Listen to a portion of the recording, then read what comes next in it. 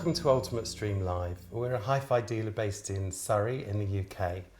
And a couple of years ago, we started up Ultimate Stream Live with a view to interviewing some of the industry professionals in the audio industry. This was during the time of COVID, so we were basically doing Zoom interviews. But I'm delighted for us to have here today Karl-Heinz Fink from Fink Team for our first live interview with us both in the same studio together. Welcome, Karl. Thank you. So the first thing I should probably say is congratulations, because I understand that you're at the Watt Hi-Fi Awards last night, the 22 Watt Hi-Fi Awards, where you won Outstanding Contribution to the Audio Industry. So congratulations for that. Thank you. That was a difficult one, I tell you. I mean, me in a dinner jacket in front of the audience, I can rather do 2 loudspeakers instead of really standing there and talking to people and telling them some stories. But it was okay. So good. I enjoyed it, and it was nice to get this award. Good. Well, congratulations. Thank you. So my interest in Fink Team came about following on from some of the Munich shows. And earlier this year, I went to your booth at the Munich show and saw the Fink Team Kims and Borgs, along with your latest brand, EPOS. I'm interested to know how you originally got into audio and specifically loudspeakers. Oh, that was more or less an accident. I mean, you know, normally when you tell the story about how you started, you said, I was a young kid and I was working on amplifiers and wanted to improve them, but that's not true with me. Honestly speaking, you know, I produced only smoke and the smell of burned skin with my solder iron when I was really young. It was around 1977, and I was on the way to a hi-fi dealer, but I couldn't find it. Instead of that, I found a really high-end shop that's still existing, and I went in there and I was fascinated by what they did. And I went there more often, and one day I decided I'd buy one of the loudspeakers they made. And I asked the guy in the shop, I mean, do you think it makes sense if I build the loudspeakers myself? And he said, yeah, why not? And he sold me the drive units, and that's how it all began. So I ended up, you know, sitting in my apartment working on huge transmission line loudspeakers. This was crazy, but you know, that's how I started, and I never stopped then. So, but it was pure accident. If I would have not found this high-end shop, maybe I would never started with loudspeakers. So presumably you were on your own then, and now you have a team? Yeah, I mean, we are 10 people altogether, so they're all engineers working on different technologies, different areas. Nowadays it's a lot more complicated than it was in the past, when you had only one guy with a box full of components and some drive units, sitting somewhere in the listening room trying to voice a loudspeaker. Today we use computers and simulations. We can really predict a lot. Before we have the first sample in the listening room, and if you think about having, you know, a loudspeaker at 100%, your technology in the past gave you maybe 50%, and the rest you had to do by ear. And nowadays we are probably at 80%, so it's much easier to go in the direction of 100% than it ever was. When you start designing a loudspeaker, what are the major things that you need to consider? You mean at the very beginning? I mean, of course, everybody wants to make a flat response curve. So, I mean, within the limits of the details you knew in those days, you try to make a flat response curve and then voice everything around that.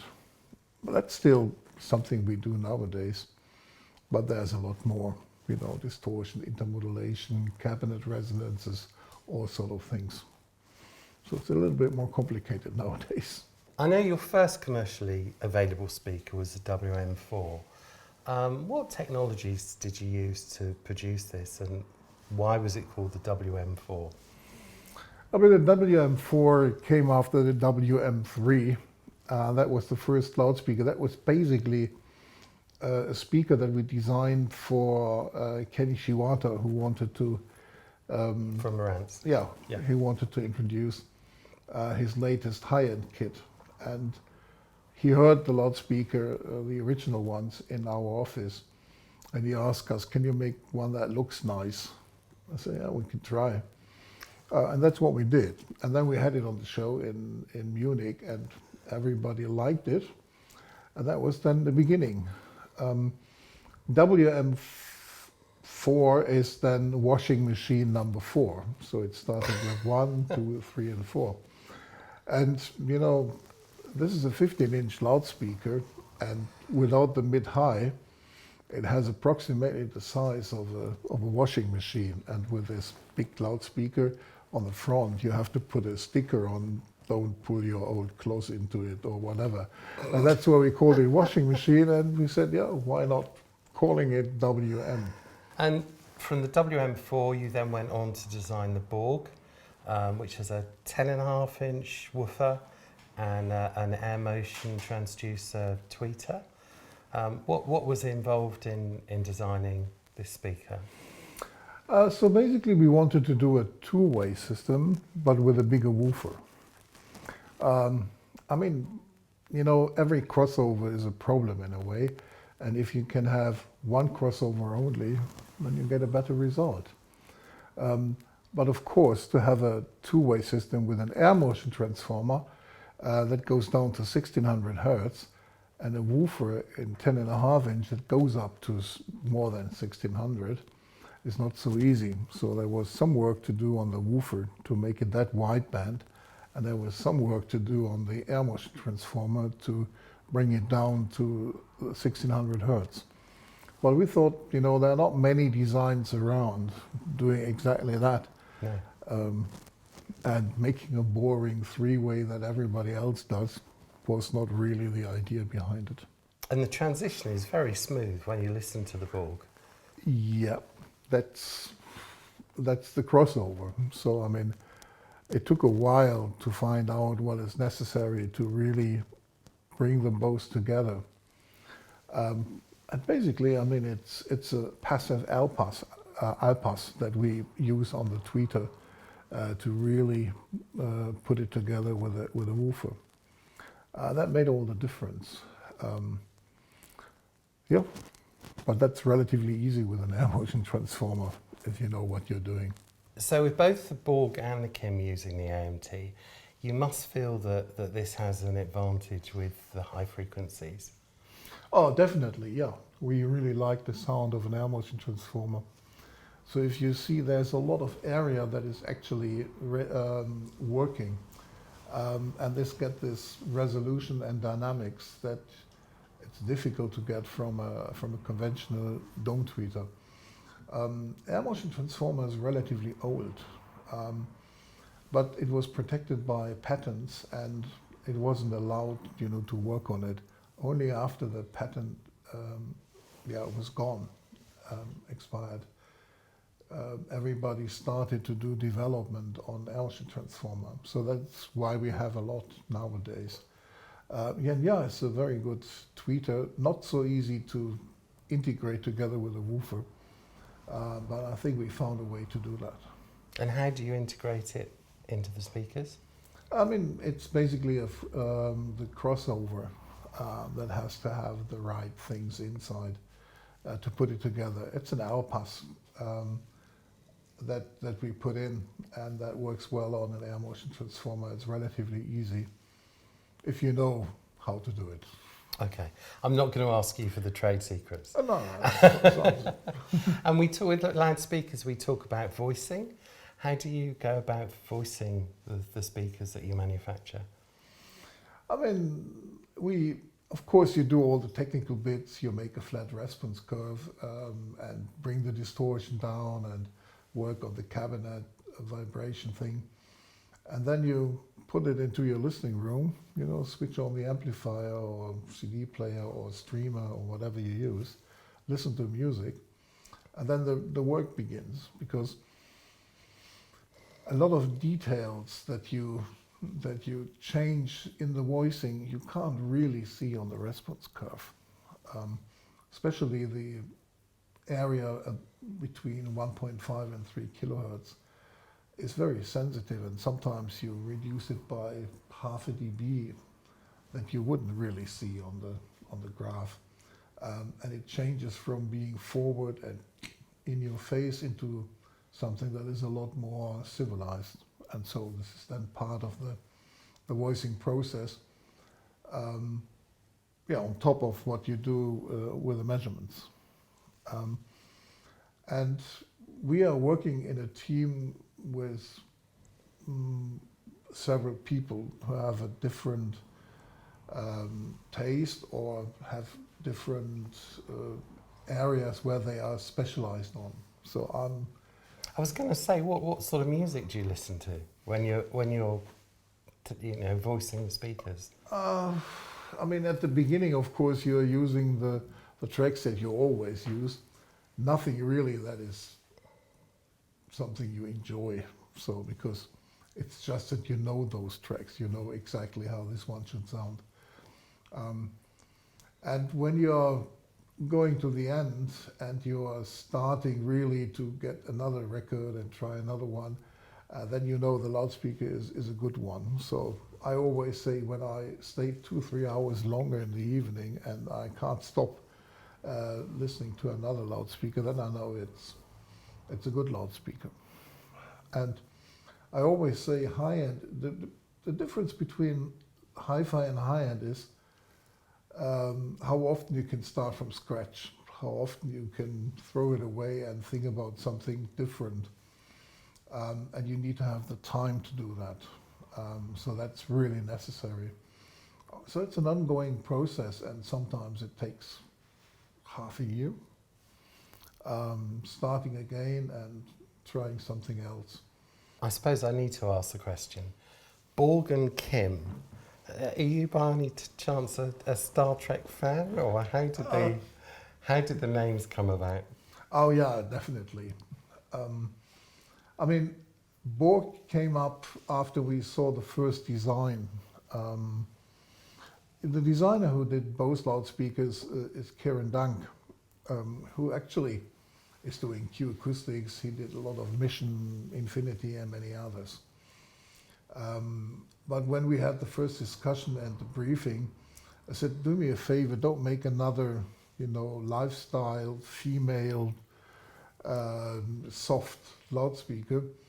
And I gave him some drawings, from an old Olsen book about acoustics, where you find shapes that work well. And the first one that he sent to me was just looking like a Borg, with all those things around here.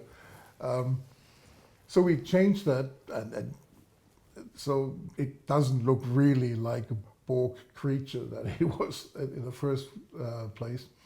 But then we said, yeah, let's keep the name. And Kim is another character from the same universe, and a much more friendly one than the Borgs. The Borgs can be really nasty. Yeah. But, I don't want it another number, ES 6782 Mark whatever. Just a clean name, and we could use that in advertising and make some fun and do some jokes. And so dare I ask what the next character will be, or is that still under wraps? I mean, we are not sure. I mean, the first name was Picard, but that's a character that is still, in use. So we said no, maybe not. And we are thinking about another one, but it's too early to say. It hasn't been decided yet.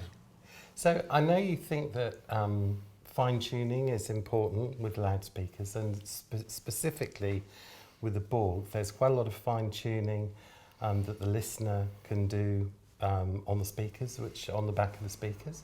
Can you tell us a little bit about what the fine tuning does? Yeah, so the fine tuning is the result of the fact that we have several people in the listening, because when you do a normal loudspeaker, you have to find a compromise between all of them. When we did the Borg, we said, no compromise. We put all those little things that you could change, that you would change, by working with several people. You put it into the loudspeaker, so that, that somebody, depending on what he likes and the setup of his system, can do small adjustments. This is not a taste control or whatever.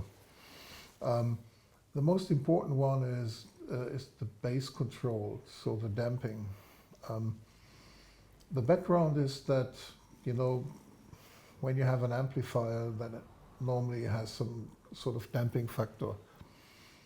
But depending on what kind of technology you're using, the damping factor is different. Modern amplifiers, transistor amplifiers, have a huge damping factor. More traditional one, like a name amplifiers, they always have a small resistor in the output. And a tube amplifier normally has a fairly high output resistance. And that, of course, works then on the loudspeaker as well. And in order to help people to find the right combination, we can change those settings. So we can, for example, the standard setting is for normal amplifiers, for transistor amplifiers, and there's a small resistor in series with a loudspeaker. And when you have a tube amplifier that has not a very high damping factor, then we take this resistor out because it's already in the tube amplifier. It was quite unusual, so what I understood from some people, that we don't rely on the damping factor of the amplifier. And the reason is, if I can do it with the loudspeaker itself, why should I use the damping factor of the amplifier?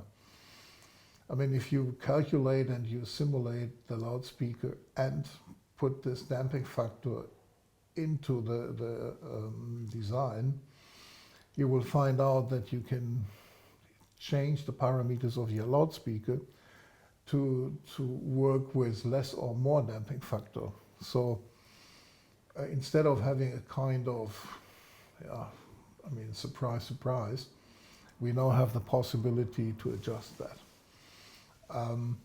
And the other one is the second one is the midband, so where we change some level in the lower midband. Depending on the room, sometimes you have a room that is really bright, then a little bit of warmth can help. And the third one is the presence area. So as I said earlier, 1.5 and 3 kilohertz, this is a really critical one. And you can adjust this a little bit to make it a little bit more forward or a little bit more laid back. And the last one is just increasing and decreasing the level of the tweeter. When you talk about the presence, are you effectively moving the sound stage or just the... That's what happens. Of course, when you have female voices and you're on the limit, they start to bite you, and blood is running out of your ears. And if you go too far, then you have something like the BBC dip, that where you really have everything a little bit in distance. And in a way you change the sound stage, so you can make it really sounding a little bit more forward, like a typical name thing would be. But it's only very small corrections, so it's not more than half a dB. Just to do the last bit in the setup. And sometimes, your amplifier has a tendency to be a little bit brighter than others. And instead of buying 7 different cables, try to do it with a loudspeaker if possible.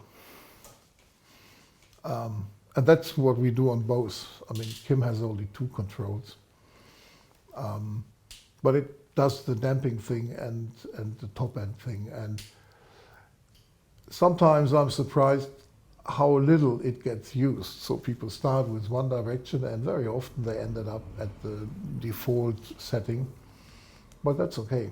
But but you have it if you want it. And you mentioned the Kim. So the Kim is the next model down in the range, which is a stand mount speaker. Tell us a little bit about that. Again, we are never trying to do Me Too products and products that are standard, more or less.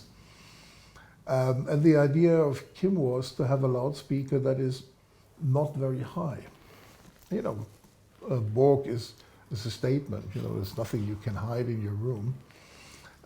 With Kim, we wanted to have a loudspeaker that is not higher than a certain height.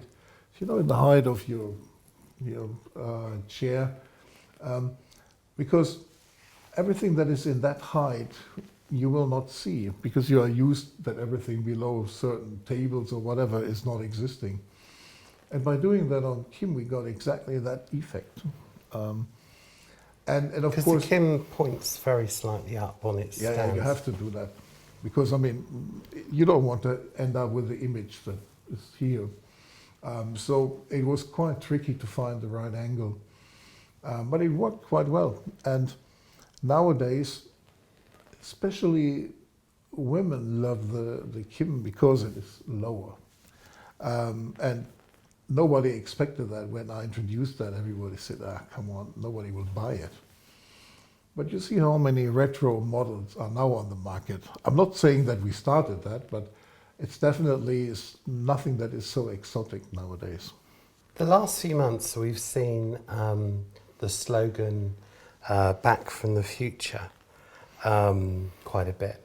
Now, I think this has got something to do with your acquisition of the EPOS brand, which was very popular in the late 80s and 90s. Yeah. Tell us a little bit about this.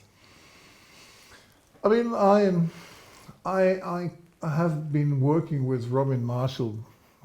So I met him the first time when he was working for Mission. And later on we did some projects for Infinity. So I knew he was in a way special. So he had some different ideas, not, you know, the mainstream thing that everybody was doing. And that was, EPOS when he started. It got a little bit lost over the years. I'm not saying that the loudspeakers have been bad or whatever, but not the same, you know, new idea and fresh thinking out of the box that Robin Marshall had. And when there was a chance to get the brand to buy, they said, yeah, that's exactly what I want. And we started, you know, looking into an ES14, so that was the most popular module, and I think one of the first models, and had a very good reputation. And so we thought about, or we tried to find out what he did, why he did it, to understand exactly what he did. And at the same time, I also found an interview with him that somebody did. And you know, everybody expect that, yeah, you should do the same, exactly the same that he was doing in '83, so 40 years ago. I guess technology's moved on a lot since then. Yeah. But even he was saying, he said, because they were asking, are you still using EPOS? No. Would you do the same that you did 40 years ago? No. Yeah. Because, I mean, you know, you learn something. I mean, you're not sitting in your chair 40 years and do nothing.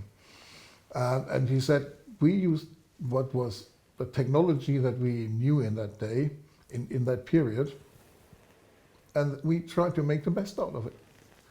And that is, yeah, that sounds like a good idea. So we try to make it in a different way, and we use the latest technology to get a product that has sort of character, and it's not the typical Me Too product.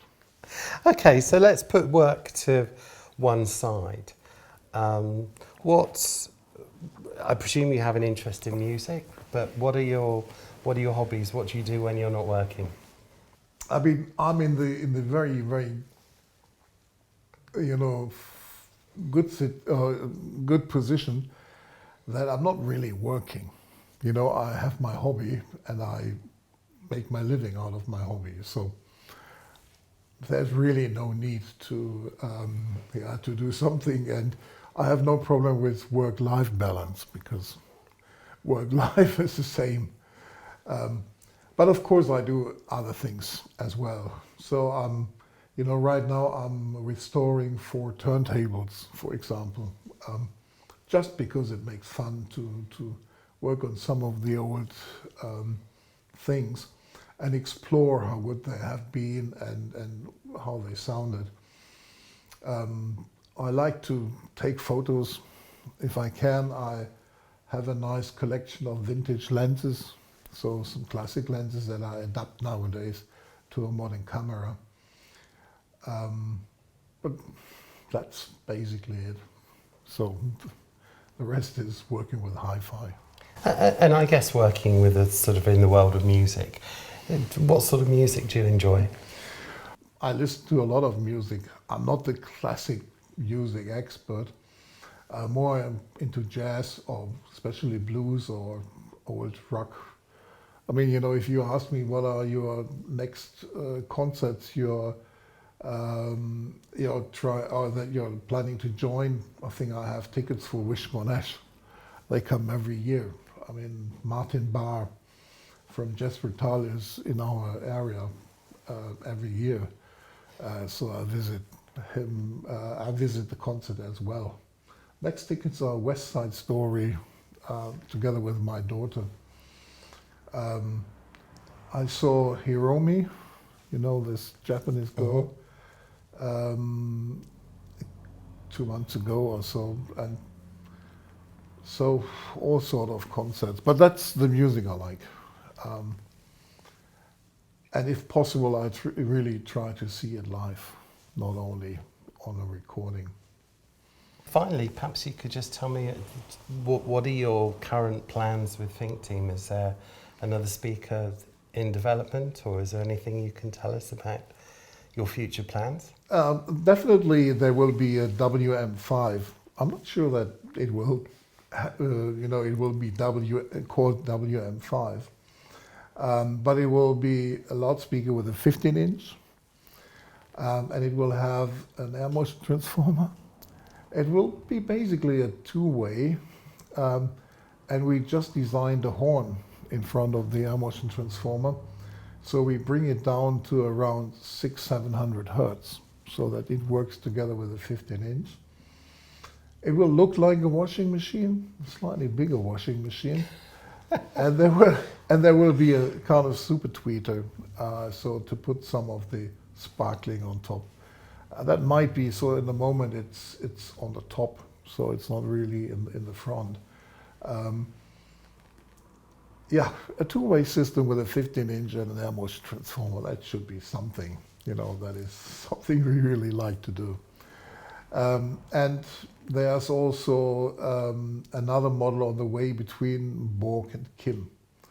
But it's too early to say. We are ready now and what it's doing exactly. But there is one, definitely. Fantastic. Well, Karl-Heinz, thank you very much for joining us today. It's been a pleasure to speak with you and to have you here in the studio for a change. For those of you who would like to hear the Borgs or the Kims, if you're in the Surrey or home counties area, I'd be delighted to demonstrate them to you either here in our studio or in your own home environment. So thank you very much for joining us, and we look forward to seeing you again soon. Thank you. Thank you. If you'd like to take a look at our portfolio of products, then please do have a look at our website, ultimate-stream.co.uk. If you'd like to have a home demonstration or indeed come into our studio to have a listen to any of the products, please do get in touch by emailing me at steve@ultimate-stream.co.uk. Bye for now.